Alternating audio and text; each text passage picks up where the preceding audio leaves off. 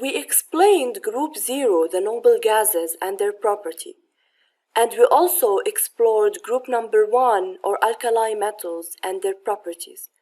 In this video, we will talk about the halogens, which make up group number 7 in the periodic table. We will focus on fluorine, chlorine, bromine, and other elements in group number 7. We will look at the states of these elements in the halogen group, which is either solid, liquid, or gas, and we will learn about their colors following this table in the upper left in page 105 in your book. So you may wonder why group number 7 were called the halogens. The name halogen means salt producing, and they call them halogens because these elements produce salts.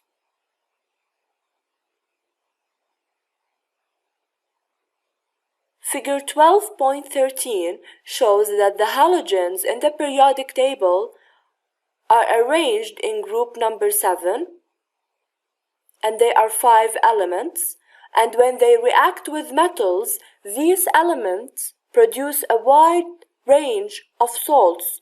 So salts come from the reaction of halogens with metals. For example, calcium fluoride, sodium chloride, silver bromide, and potassium iodide. These are salts formed by the reaction of halogens with metal. Notice the second word of each compound refers to the halogen. For example, calcium fluoride or sodium chloride. The second word always refers to the halogen. So silver bromide, for example, refers that bromine, a halogen, reacted with silver, a metal. And the same thing goes for potassium iodide, where iodine reacted with potassium to give the salt potassium iodide.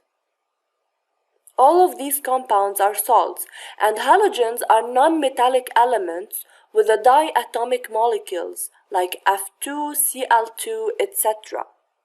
So they are not metals and they are diatomic. So they exist as two atoms bonded together, like fluorine exists as F2, two fluorine atoms bonded together. The same thing goes for chlorine, bromine, iodine, and all the halogens because they are diatomic.